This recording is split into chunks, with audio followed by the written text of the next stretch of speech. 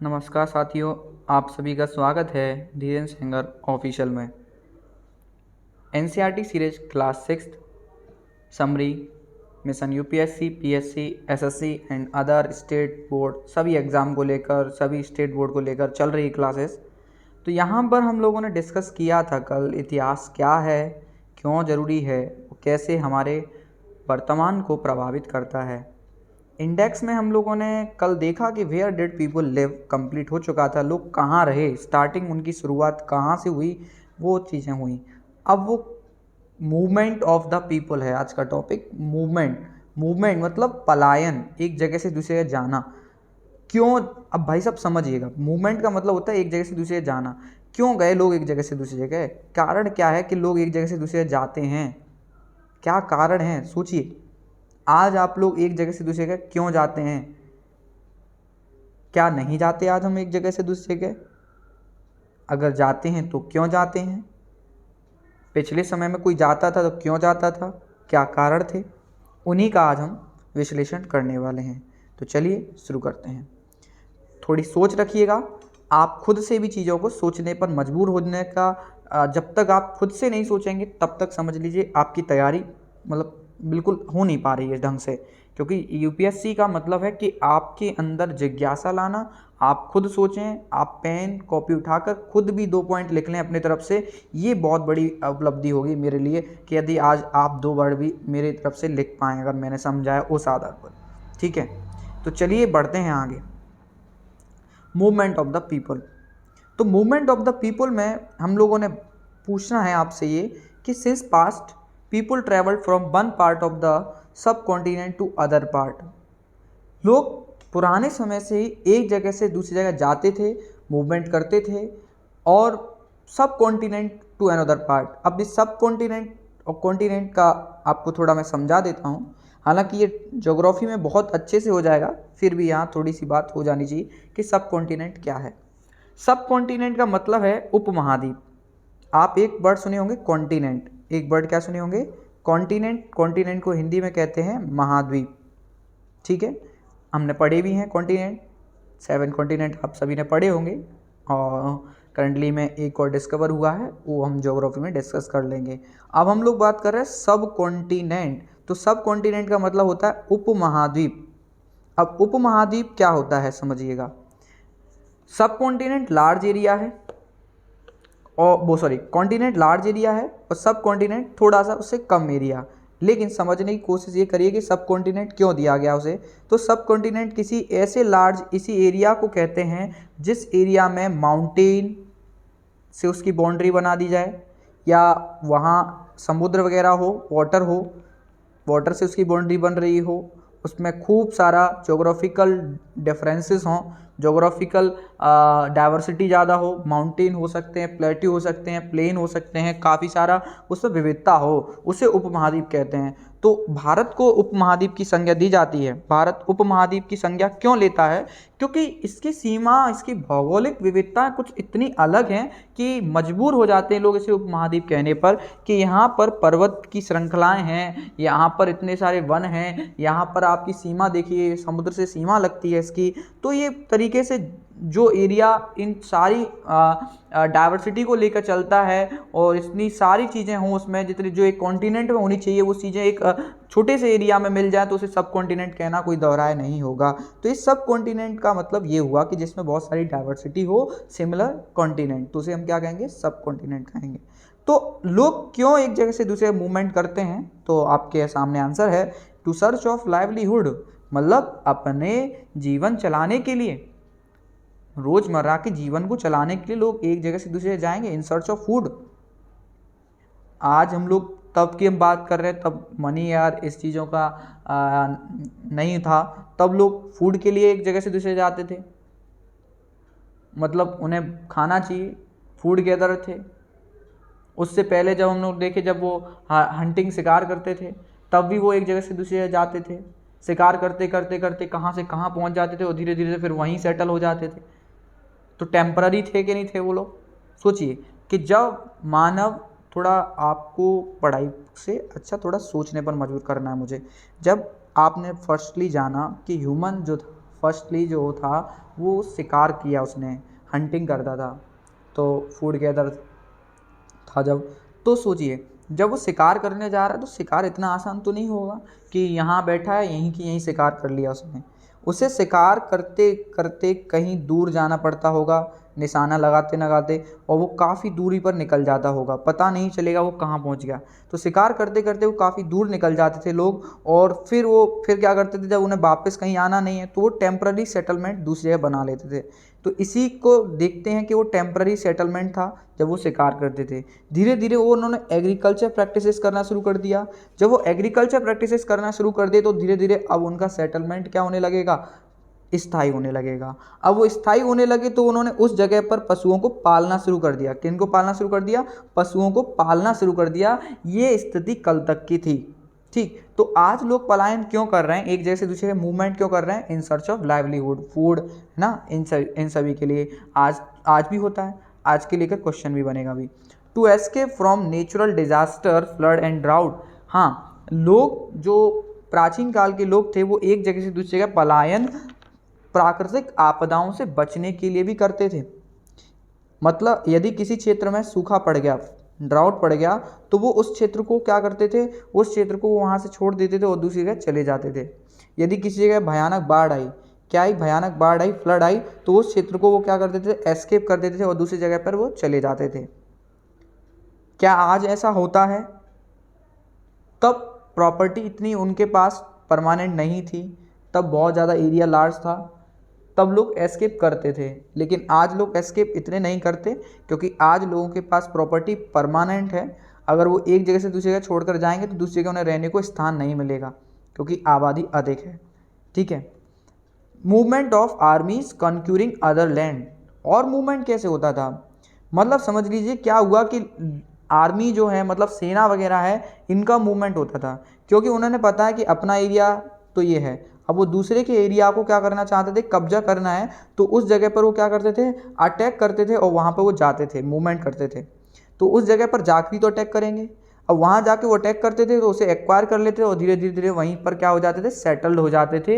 इसी को कहते हैं मूवमेंट ऑफ आर्मीज। मुगल का मूवमेंट देख लीजिए, कहाँ से आए और कहाँ इंडिया में सेटल हो गए। ठीक है, तो ये मूवमेंट होता है। फिर मर्चेंट ट्रेवलिंग फॉर ट्रेड।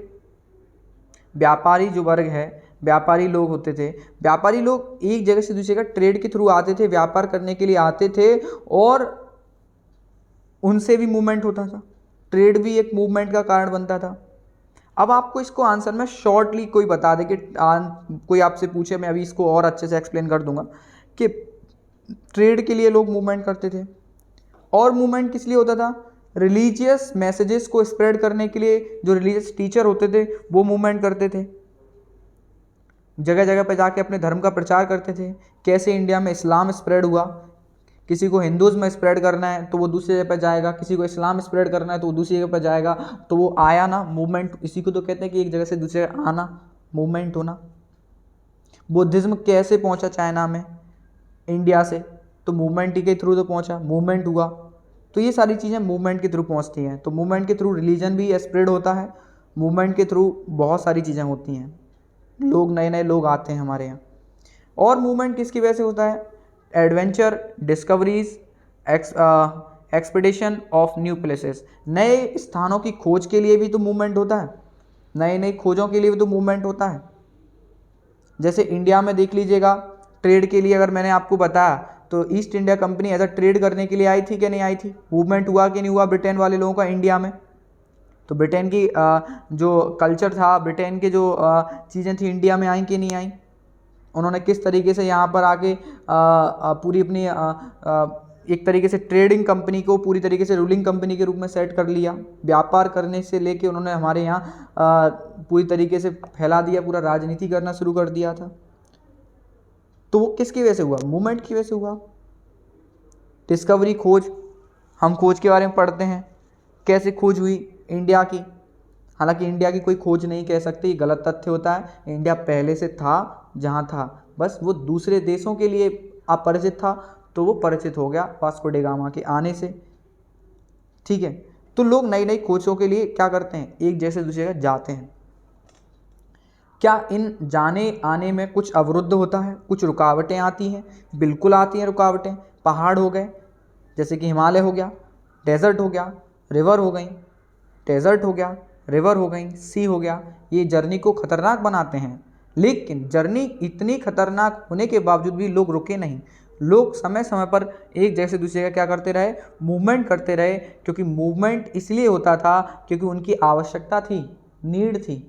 ज़रूरत है तभी लोग जाएंगे, ज़रूरत नहीं है तो लोग नहीं जाएंगे, तो इसीलिए मूवमेंट होता था।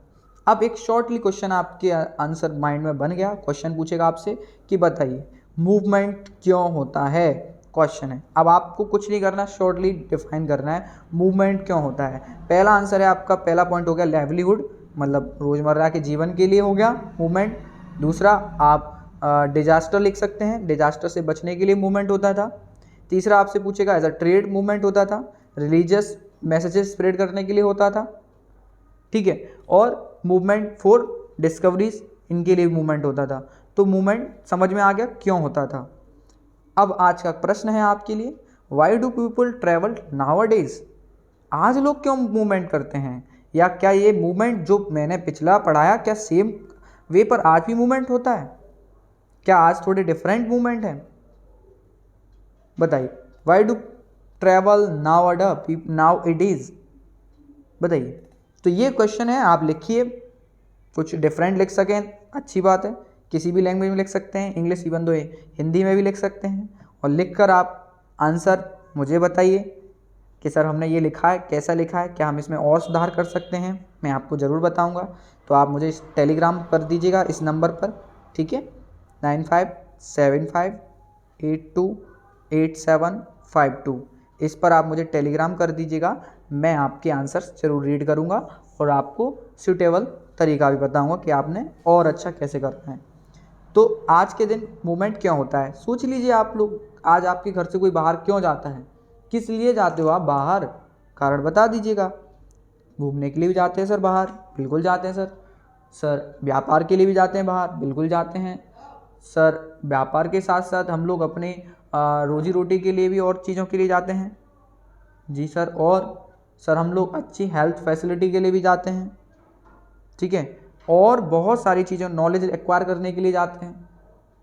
तो ये सारी चीज़ों के लिए आज हम बाहर जाते हैं ना। अपने ऊपर लेके चलिए कि आज मैं बाहर क्यों मूवमेंट कर रहा हूँ, कहाँ अपनी जगह से बाहर क्यों जा रहा हूँ, तो ये सारी चीज़ें आपको समझ आने लगेंगी। जरूरी थोड़ी बुक में लिखा है उतने ही पर ही सीमित हो जाओ। बेटा ये एग्ज़ाम नहीं है ऐसा कि जो बुक पर चले, अगर बुक पर चलने वाला एग्ज़ाम होता ना तो कितने लोग क्लियर कर चुके होते हैं। ये आपके ऊपर डिपेंड करने वाला। बेटा UPSC is a not exam of intelligence का एग्ज़ाम नहीं है। ये बुद्धिमत्ता को ऐसा परख चाहिए उसकी कि आपको लगे कि आप कुछ अलग सोच रहे हो, आप कुछ अपना बता रहे हो, इसीलिए यूपीएससी होता है। होशियार नहीं, समझदार चाहिए यूपीएससी को, ठीक है। तो आप समझदार बनना है आपको, जरूरी नहीं है सर ने बताया उसी एरिया पर घूमते रहो। वास्ट सोचिए, आप अपनी थिंकिंग ऐड करिए। मैं वही चाहता हूँ कि आप वो करना शुरू कर दें, तो आपके साथ बहुत बेहतर होगा। All these movement to the sharing ideas between people. ये सारे मूवमेंट से होता क्या है, बहुत धीमे धीमे चल रहे हैं बेटा हम लोग। अगर आपको ऐसा लगे तो मुझे कमेंट कर दीजिए, वरना हम थोड़ी स्पीड भी बढ़ा देंगे। पर मैं नहीं चाहता स्पीड बढ़ाकर हम लोग उस ढर्रे पर चले जाएं जो पहला ढर्रा चलता था कि ख़त्म करा दीजिए। चैप्टर ख़त्म करना हमारा एम होता तो हम पहले दिन चैप्टर ख़त्म कर देते। हमारा एम है आपको सिखाना, हमारा एम है आपके अंदर क्यूरियोसिटी जनरेट करना, हमारा एम है आपके अंदर कैपेबिलिटी लाना। ये सारे मूवमेंट शेयर करते हैं आइडियाज़, समझ लीजिए, खुद से समझ लीजिए। जब आप, मैंने कहा कि आप बैठे हैं, आज आपसे मैंने कहा चलो भैया मैं आपको कहाँ भेजता हूँ, चलो मैंने कहा चलो आपको मैं भेजता हूँ केरला। कहाँ भेजते हैं हम लोग आपको, केरला भेजते हैं, ठीक है। अब हमने आपको बढ़िया केरला भेजने के लिए कहा है, आपको ट्रेन में बैठ गए हैं और आप बढ़िया बैग वैग ला के जा रहे हैं। तो आप जा रहे हैं अपने साथ क्या क्या लेकर जा रहे हैं, आप अपना थॉट्स लेकर जा रहे हैं, बिल्कुल दिमाग लेकर जाएंगे कि नहीं जाएंगे, कि रख के जाएंगे घर पे, थॉट्स लेकर जा रहे हैं, कॉस्ट्यूम, पहनावा, बोलचाल, पूरा खाने पीने का भी, बिल्कुल खाने पीने का भी तो लेके जाएंगे कि हाँ उधर का खाना मेरे को नहीं शूट करता, मैं अपना तरीका लेके जा रहा हूँ, अपना वो है, अपनी प्रैक्टिस से लेके जा रहा हूँ, अपनी चीज़ें लेके जाएंगे, अपना धर्म लेके जाएंगे, सब कुछ अपने साथ का लेके जाएंगे। और दूसरी जगह पे जाके वहाँ पहुँचेंगे तो वहाँ जाके वो अपना चीज़ें बताएंगे कि नहीं बताएंगे, और दूसरा आपको बताएगा, फिर आप अपने यहाँ पे आके उन चीज़ों को अप्लाई करना शुरू करेंगे। तो आज देखिए ना, आज हम इडली सांभर खा रहे हैं ना, आज एमपी का व्यक्ति इडली सांभर खा रहा है और आप केरला का व्यक्ति भी दाल बाटी खा रहा है। तो ये सब किसकी वजह से हुआ? मूवमेंट की वजह से तो हुआ। जब एक जगह से दूसरी जगह लोग जाते हैं तो क्या क्या लेकर जाते हैं, आप अपने ऊपर ले लीजिए सर, बहुत कुछ लेके जाते हैं। अपना पूरा कल्चर है, अपना ट्रेडिशन है, अपना फूड है, अपना सब कुछ। आज इंडिया में कितने सारे फूड हैं जो इंडिया के नहीं थे, बाहर से आए, वो इंडिया में हम देखते हैं। हमारी एक ऐसी सब्जी जो हर जगह पे ऐड होती है, आलू, इंडिया का नहीं है। किसकी वजह से हुआ? मूवमेंट की वजह से हुआ। तो मूवमेंट बहुत ज़रूरी है। दीज मूवमेंट, और इसी मूवमेंट की वजह से हम लोग कहते हैं कि हम लोग गुलाम भी हुए। देख रहे हो, मूवमेंट से बहुत कुछ हुआ। मूवमेंट से क्या हुआ, चीज़ें भी आई, डिस्कवरी भी हुई। मूवमेंट से हम लोग एक तरीके से आगे बंधन में भी बंधे थे। क्यों? मूवमेंट ना होता तो क्या अंग्रेज यहाँ आते, हम गुलाम नहीं होते। समझ रहे? तो these movement enriched our culture tradition, यही मूवमेंट हमारे यहाँ हमारे कल्चरल ट्रेडिशन को भी बढ़ाता है। आज हमारे इंडिया में कितने सारे कल्चर हैं, देखिए पग पग पर, कदम कदम पर देखिए नई नई ट्रेडिशन देखने को मिल जाएंगी, नई नई चीज़ें देखने को मिल जाएंगी। डाइवर्सिटी इतनी है। क्यों इतनी डाइवर्सिटी? क्योंकि इंडिया में मूवमेंट ज़्यादा हुआ लोगों का। इतने लोग आए कि कितने धर्म हैं यहाँ, देखो कितनी जातियाँ हैं, कितने एक साथ रहने वाले लोग हैं। ये सब किसकी वजह से हुआ? मूवमेंट की वजह से हुआ। तो मूवमेंट बहुत ज़रूरी हो गया कि नहीं हो गया बेटा, बताओ। अगर मूवमेंट ना होता तो कितनी सारी चीज़ें ना हो पाती। ठीक है, तो मूवमेंट से सारी चीज़ें पॉसिबल है। कि अब आपसे क्वेश्चन पूछ रहे कि मूवमेंट से क्या क्या होता है, तो आप कहोगे सर मूवमेंट से आइडिया स्प्रेड होते हैं ना, मूवमेंट से कल्चर स्प्रेड होता है, मूवमेंट से कल्चर स्प्रेड के साथ साथ आप ये कह सकते हैं साहित्य स्प्रेड होगा, पूरा का पूरा नॉलेज स्प्रेड होगी पूरी की पूरी, है ना। तो यही चीज़ें हुई मूवमेंट की वजह से। जैसे people have shared new ways of carving stone, people से जैसे लोग आए तो उन्होंने देखा नए नए तरीके से हमारे यहाँ, पहले हमारे यहाँ मूर्तियाँ अलग तरीके से बनती थी, अब मूर्तियों को पत्थरों से तराशने की कला हमारे यहाँ नहीं थी पहले, तो ये बाहर से आई, अफगान वगैरह कांधार वगैरह से आ गई।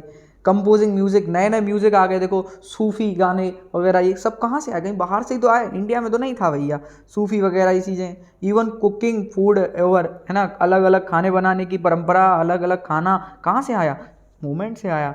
सेवरल 100 ईयर्स के जो मूवमेंट हुए उनसे आ गया। आज चाइनीज़ खा रहे हो तुम, आज ये स्पेनिश खाना खा रहे हो, ये चीज़ें खा रहे हो, कहाँ से आई? मूवमेंट्स की वजह से हुई। अगर मूवमेंट ना होता तो चीज़ें लोकलाइज्ड रहती, वहीं की वहीं सीमित बंध जाती। इसीलिए कहा जाता है कि मूवमेंट करो। मूवमेंट मतलब घूमो। घूमने से क्या होता है, चीज़ें नई नई देखने को मिलती हैं कि क्या क्या है उस समाज में, क्या क्या देखने को मिलेगा, क्या क्या चीज़ें हैं हमारे और पास। तो मूवमेंट से हुआ ये सारी चीज़ें। नेम्स ऑफ द लैंड, कैसे नाम पड़ा ज़मीन का, इंडिया का नाम कैसे पड़ा, ये इंडिया के नाम की कहानी है। बड़ी इंटरेस्टिंग कहानी, समझते हैं। इंडिया के दो नाम हैं भैया, दो नाम अलग अलग तरीके से। ये काफ़ी डिस्प्यूटिंग मैटर है कि इंडिया कहा जाए या भारत कहा जाए। इतना डिस्प्यूटिंग मैटर था कि कॉन्स्टिट्यूशन में भी दोनों नाम ऐड करने पड़े। इंडिया के कॉन्स्टिट्यूशन में भी इंडिया के दो नाम हैं, याद रखिएगा।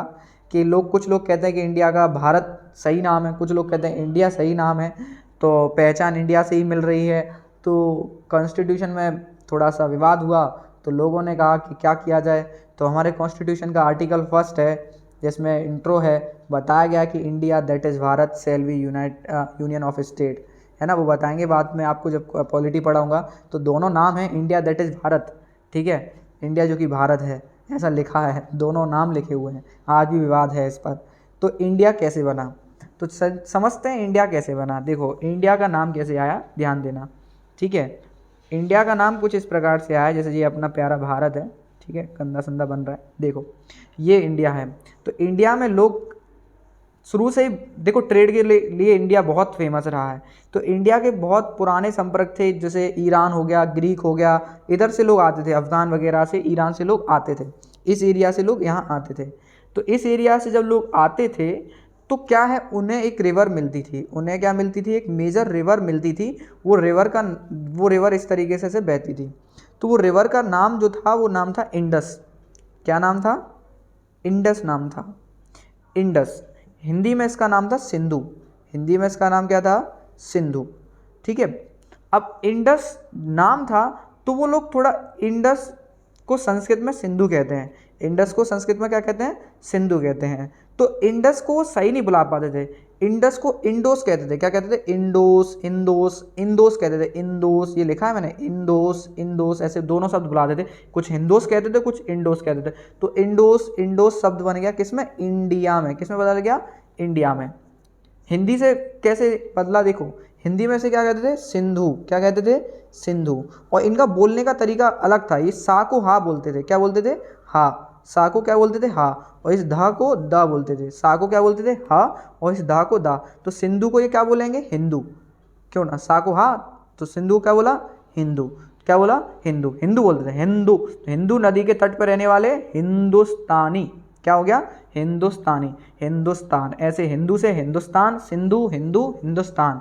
और हिंदी भी ऐसे ही आई, हिंदी भी ऐसे ही शब्द आया, सिंधु के तट पर रहने वाले हिंदू, हिंदुओं द्वारा बोली जाने वाली भाषा हिंदी या हिंदवी, तो उनमें हिंदी भी आ गया। हिंदी हिंदी भाषा का शब्द नहीं बच्चा। क्वेश्चन है मेरा, बताइएगा हिंदी किस भाषा का शब्द है?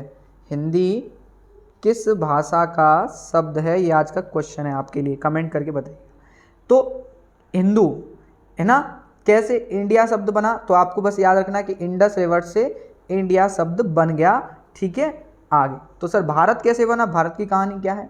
तो जब भारत जो शब्द है वो ऋग्वेद में कहीं ना कहीं आता है। कहाँ आता है? ऋग्वेद में। ये भरत शब्द से आता है ऋग्वेद में, जो कि 3500 वर्ष पुराने इतिहास की बात है।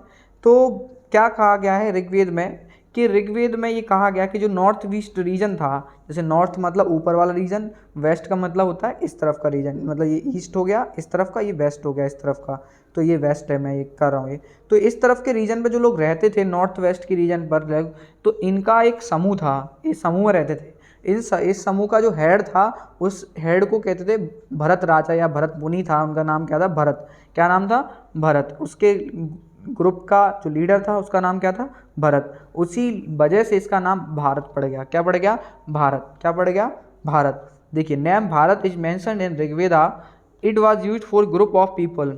एक समूह था लोगों का, उसके लिए यूज हुआ है जो नॉर्थ वेस्ट में रहते थे। तो उस समूह का जो हेड था वो भरत था, और उसी भरत से क्या पड़ गया? भारत। तो कई लोग कहते हैं भरत मुनि या भरत राजा थे, उनके नाम से भारत पड़ गया नाम। ठीक है, तो ये दो नाम क्लियर हो गए, इंडिया का नाम कैसे पड़ा। ठीक है, और आपका जो मैंने तरीका बताया कि कैसे मूवमेंट होता है, मूवमेंट से क्या क्या फ़ायदे हैं, मूवमेंट से क्या क्या नुकसान भी हुए थे, वो भी मैंने आपको बता भी दिए, पर नुकसान नहीं ज़्यादा गौर करेंगे। चलिए अगला, finding about the past. Finding about the past, bore तो नहीं हो रहे हैं कहीं आप लोग? मैं आपसे पूछ कैसे रहा हूँ, पर चलो ठीक है, चलो मैं वीडियो को थोड़ा जल्दी ही ऑफ करूँगा। मुझे लगता है कि वीडियो लेंथी हो जाता है तो शायद आप लोग बोरियस महसूस करने लगते हैं, पर क्या करें, चीज़ें बहुत धीमे धीमे पढ़ानी पड़ती हैं। Finding out about the past, आखिर पास्ट के बारे में जानकारी आई कहाँ से? ये कल प्रश्न उठा था, कल की क्लास याद करो बच्चा, कल प्रश्न उठा था, वो लड़की पूछ रही थी कि 100 साल पहले, 1000 साल पहले लोग कैसे जान सकते हैं? कहाँ से पता चल गया भैया इतने पुराने साल की बात, कि तब तो कुछ नहीं था, कैसे पता चल गई? तो आज उसका आंसर आपको आज मिलने वाला है कि 1 साल पहले, सॉरी 1000 वर्ष पहले की बात कैसे पता चल गई। तो फाइंडिंग अबाउट द पास्ट, तो पास्ट को जानने के लिए हमने क्या देखा है कि मैंने डिवाइड किए हैं सोर्सेज। पहला सोर्सेज आपका मनुस्क्रिप्ट। मनुस्क्रिप्ट माने जो आपकी पांडुलिपियाँ होती हैं वो मनुस्क्रिप्ट कहलाती हैं। इंस्क्रिप्शन, जो आपके शिलालेख होते हैं उन्हें इंस्क्रिप्शन कहते हैं। और अदर चीज़ें क्या हैं, जैसे उस समय की जानकारी जब चाहिए, जिस समय की आपके 1000 साल पहले की जानकारी चाहिए, तो 1000 साल पहले क्या क्या था समाज में, वहाँ के कॉइन्स हैं, वहाँ के ऑर्नामेंट्स हो गए, वहाँ की बिल्डिंग हो गई, वहाँ के पॉट्स, वहाँ की पेंटिंग, वहाँ के स्कल्पचर, वहाँ के टूल्स, सब पढ़ने को मिलेंगे। उनसे आप पता कर पाएंगे कि ये उस समय की बात है, उस समय ये होता था, उस समय फलानी चीज़ ऐसे यूज होती थी, उस समय फलानी चीज़ ऐसे यूज होती थी। अब इनको बताने वाला भी कोई स्पेशली व्यक्ति होगा, वरना हम आप लोग नहीं बता पाएंगे कि पुराने ज़माने की कोई चीज़ मिल गई तो क्या पता करें वो काय के लिए यूज़ होती थी, क्या था उसमें। ठीक है, उसको पढ़ने वाले, बताने वालों को आर्कियोलॉजिस्ट कहते हैं। ठीक है, तो पास्ट को बताने के लिए हमने कहा मैन्युस्क्रिप्ट। क्या है? मैन्युस्क्रिप्ट। अब मैन्युस्क्रिप्ट क्या होती हैं सर? मैन्युस्क्रिप्ट शब्द दो शब्दों से मिलकर बना है, मेनू प्लस स्क्रिप्ट। मेनू प्लस स्क्रिप्ट। मेनू प्लस स्क्रिप्ट। मेनू का मतलब होता है हैंड। मेनू का मतलब क्या होता है? हैंड। लैटिन में मेनू का मतलब क्या होता है? हैंड। और स्क्रिप्ट का मतलब होता है वो कोई लिखना। स्क्रिप्ट का मतलब क्या होता है? लिखना या भाषा। तो मतलब हाथों द्वारा लिखी जाने वाली चीज़ को क्या कहा गया? मैन्युस्क्रिप्ट कहा गया। तो पांडुलिपियाँ, हिंदी में क्या कहते हैं? पांडुलिपि। तो मतलब मैन्युस्क्रिप्ट ऐसी किताबें होती थी, बहुत समय पहले लिखी गई किताबें हैं जिन्हें हाथ से लिखा गया। अति प्राचीन ग्रंथ जिन्हें हाथों से लिखा गया है उन्हें मैन्युस्क्रिप्ट कहा गया।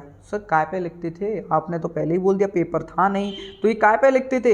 यस, बहुत बढ़िया प्रश्न है बेटा। लिखते काय पे थे? They were usually written on palm leaf. Palm leaf पर लिखते थे, पेड़ की छाल पर लिखते थे। काय पर लिखते थे? पेड़ की छाल पर लिखते थे। सर कैसी पेड़ की छाल? दिखाइए, थोड़ा सा समझ नहीं आया। पेड़ की छाल पर लिखते थे, कुछ इस तरीके से, कुछ इस तरीके से। बेटा ज़्यादा अच्छे समझ में नहीं आ रहा होगा, ये पिक्चर भी इसी तरह की है। कुछ इस तरीके से पेड़ की छालों पर लिखते थे। ये पेड़ की छाल है, उस पर लिखते थे कुछ इस तरीके से। देखो ये पेड़ की छाल है, थोड़ा इसमें अच्छे समझ में आ रहा होगा, इस पर लिखते थे। ये पेड़ की छाल है बेटा, इस पर लिखते थे इस तरीके से। ये लिख रहे हैं पेड़ की छाल पर, ठीक है, ये इतना समझ लीजिए। तो इन्हें मैन्युस्क्रिप्ट कहते हैं। इनको क्या कहते हैं? मैन्युस्क्रिप्ट। पेड़ की छाल पर लिखते थे, ठीक है। तो क्लियर है मैन्युस्क्रिप्ट क्या होती है? अभी इस पर और आगे चर्चा करेंगे। पाम लीफ पर लिखते थे, और एक स्पेशल टाइप का पेड़ होता था, भुर्ज नाम का पेड़। किस नाम का पेड़? भुर्ज नाम का एक पेड़ होता था। भुर्ज नाम के पेड़ की छाल से निकालते लिखते थे, और वो जो कश्मीर में मिलता था। भुर्ज नाम का पेड़ कहाँ मिलता था? कश्मीर, ठीक है। तो उस पर लिखते थे, ठीक है, याद रखना, पूछा गया भुर्ज पेड़ कहाँ मिलते थे? कश्मीर में। तो पाम लीफ पर और भुर्ज नामक पेड़ की छाल पर लिखते थे। ये पुरानी बातें हैं, ठीक है, कि उस समय क्या क्या और क्या लिखते थे वो भी बात बताऊंगा। अब सर अगला क्या है? इंस्क्रिप्शन। अगला क्या है सर? इंस्क्रिप्शन। ये क्या होते हैं? इंस्क्रिप्शन का मतलब होता है पत्थरों पर लिख दिया जाता है। शिलालेख कहते हैं। क्या कहते हैं? शिलालेख। शिला माने होता है पत्थर, लेख माने लिखना। पत्थरों पर लिख देते थे शिलालेख, ठीक है। ये शिलालेख और मैन्युस्क्रिप्ट में क्या अच्छा था वो भी डिस्कस कर लेंगे हम लोग, ठीक है। तो पत्थरों पर लिखते थे कुछ इस तरीके से। देखो ये रहा, देखो ये पत्थर पर लिखा है, ये रहा, ठीक है। ये पत्थर पर लिखते थे कुछ इस प्रकार से। देखो ऐसे पत्थर पर लिखवा दिया, ठीक है। ये आज भी लिखवाते हैं ना पत्थरों पे, आज भी लिखते हैं ना कि रोड वगैरह बनती है तो उस पर पत्थर पे लिखवा देते हैं कि इस रोड का शिलान्यास इस दिन हुआ था, फलाने व्यक्ति ने किया था, ये वगैरह वगैरह। लिखते हैं कि नहीं लिखते? आप लोग भी ने भी कभी कभी रोड पे लिखा होगा, मतलब रोड जब बन रही होती तो हम लोग उसमें लिख देते थे कि भैया अपना फलाना नाम लिख दिया, राम श्याम मोहन लिख दिया, कि वो जब तक रोड रहेगी तब तक तुम्हारा नाम रहेगा, है ना। तो ठीक है, समझना, उससे आज क्वेश्चन भी सॉल्व कराऊंगा उसी चीज़ से एक। तो ये हो गया मैन्युस्क्रिप्ट और ये हो गया इंस्क्रिप्शन। इनके द्वारा ही हमें पुराने समय की जानकारी मिली है।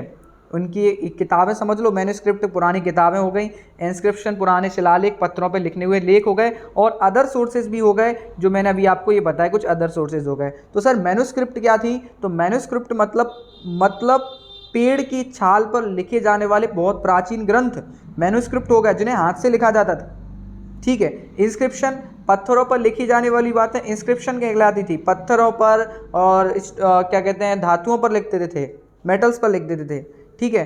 अब ये सारी चीज़ें हो गई, ठीक है, क्लियर हो गई। मैंने दोनों चीज़ों को आपको दिखा दिया है पिक्चर्स के थ्रू, और अच्छे से पिक्चर्स आपको एनसीईआरटी में भी मिल जाएगी। और समझिए ये मैन्युस्क्रिप्ट की बात है। और specially prepared bark of the tree known as birch. मैंने अभी बताया ना, बार्क जो छाल होती है ना, बार्क माने छाल होती है, किस पेड़ की छाल से? जो बर्च नाम का पेड़ है, भुर्ज, हिंदी में भुर्ज कहते हैं, भुर्ज नाम का पेड़, उसकी छाल पर लिखते थे, जो हिमालय रीजन में मिलता था। Are this manuscript still there? क्या मैन्युस्क्रिप्ट आज भी बची हुई हैं? नहीं सर, कुछ बची हुई हैं, लेकिन बहुत सारी मैन्युस्क्रिप्ट ईटन बाई इंसेक्ट, बहुत सारी मैन्युस्क्रिप्ट कीड़े मकोड़ों ने खा ली, नष्ट हो गई। बेटा बनाई कैसे गई हैं? पेड़ की छाल से। कैसे बनाई गई? पेड़ की छाल से। पेड़ क्या है? एक बायोलॉजिकल चीज़ है, और बायोलॉजिकली चीज़ हमेशा डिकम्पोज हो जाती है। तो पेड़ की छाल क्या हो गई? डिकम्पोज हो गई, कीड़े मकोड़े खा गए। तो बहुत सारी मैन्युस्क्रिप्ट क्या हो गई? कीड़े मकोड़े खा गए। बहुत सारी मैन्युस्क्रिप्ट को तो चुरा के भी लोग ले गए। इतिहास में पढ़ाऊंगा मैं आपको आगे कि बहुत सारी मैन्युस्क्रिप्ट को चुरा कर लोग ले गए थे। चीन से आए थे बहुत से लोग, चुरा कर ले गए, हमारे यहाँ की नॉलेज ले गए बेटा, ठीक है। हमारे यहाँ नालंदा विश्वविद्यालय में पढ़ने आए थे वगैरह चीज़ें, बाद में बताऊंगा आपको। But many were preserved temple and monasteries, मतलब समझिए, बट फिर भी कुछ बहुत सारी मैन्युस्क्रिप्ट बची हैं जो आज भी मंदिरों में बची हैं, मंदिरों मठों में आज भी बाकायदा रखी हुई हैं, और उनसे हमने अपना इतिहास जान पाया। वो मैन्युस्क्रिप्ट किन किन भाषाओं में लिखी हैं? वो मैन्युस्क्रिप्ट संस्कृत भाषा में लिखी है, वेदों की भाषा संस्कृत में लिखी है, आदिजन्य भाषा संस्कृत में भी लिखी हुई है, प्राकृत जो नॉर्मल लोग थे उनकी भाषा प्राकृत में भी लिखी है, तमिल में भी लिखी है कुछ मैन्युस्क्रिप्ट। तो मैन्युस्क्रिप्ट जनरली आपको ये 3 भाषाओं में देखने को मिल जाएंगी। तो मैन्युस्क्रिप्ट में क्या क्या लिखा होता था? मैन्युस्क्रिप्ट में उस समय की रिलीजियस धार्मिक बातें हैं, उस समय की परंपरा हैं, वो लिखी होती थी। राजाओं के बारे में लिखा होता था कि राजा महाराजाओं का कैसा रहन सहन है, क्या खाते थे, क्या कैसे रहते थे, चीज़ें बताई गई हैं। उस समय की मेडिसिन और साइंस मतलब पूरा बता दिया, विज्ञान बता दिया है, पूरी औषधि विज्ञान बता दिया है, हमने सब कुछ पढ़ा। देखो उस समय के जैसे आचार्य चरक हो गए, है ना, सुश्रुत हो गए, उस समय की बात है, तब पेपर नहीं था, तब वो सब लिख के रख गए थे, वो सारी बातें हमने देखी। पतंजलि हो गए, ये सारी बातें हमें कहाँ से मिली हैं, इन्हीं मैन्युस्क्रिप्ट से मिली हैं। एपिक हो गए, ग्रंथ हो गए, बहुत सारी कविताएं हो गई, जैसे रामायण हो गया, महाभारत हो गया, कुछ और ग्रंथ हो गए, प्लेज हो गए, कालिदास के कुछ ग्रंथ हो गए, और ग्रंथ हो गए। इन सारी चीज़ों से हमें उस समय की दौर की बातें पता चलती हैं कि उस समय का दौर कैसा था। ठीक है, तो वो इतिहास है बेटा। अब आप बताइए कि रामायण एक जो रिलीजियस बुक है हमारी, और एक धार्मिक बुक और है, जैसे आप लोग क्या कहते हैं, महाभारत या गीता कहते हैं, रामायण। ठीक है, तो उस समय का युग के बारे में जानकारी मिलती है, हमें पता चलता है। रामायण और महाभारत के काल की जब हम जानकारी लें तो दोनों में हमें उस समय के टाइम पीरियड की पता चलती है कि जहाँ रामायण में हम लोग देखें कि एक तरीके से नारी को श्रद्धा का रूप देखा गया था, नारी को महान माना गया था। वहीं महाभारत में नारी को भोग विलासिता के रूप में देखा गया था। याद होगा आपको महाभारत का द्रौपदी का चीरहरण, वहाँ रामायण में नारी को कितना श्रद्धा रूप से देखा गया है। वहाँ रामायण में माता पिताओं का, भाई भाई का कितना प्रकाट्य प्रेम देखने को मिला है। रामायण में राम लक्ष्मण का कितना प्रेम देखने को मिला है, भाई भाई का प्रेम। वहाँ महाभारत में भाई भाई का द्वंद्व देखने को मिला है। तो ये सारी चीज़ें क्या दिखाती हैं कि इस टाइम पीरियड में लोग कैसे थे, इस टाइम पीरियड में लोग कैसे थे। तो वो कहाँ से पता चला? उन रिलीजियस बुक से पता चला, उन मैन्युस्क्रिप्ट से पता चला, उन रिटर्न्स चीज़ों से पता चला। तो इसीलिए तो मैंने कहा बेटा, हिस्ट्री कोई ज़्यादा ऐसी भयावह चीज़ नहीं है। हिस्ट्री का मतलब है कि जो एविडेंस हैं, जो चीज़ें हैं, उन्हीं से हिस्ट्री बनी है, और बाकी हिस्ट्री कोई अलग से नहीं बनाई गई, और बाकी हिस्ट्री आपके सामने है। ठीक है, तो ये हो गया आपका मैन्युस्क्रिप्ट।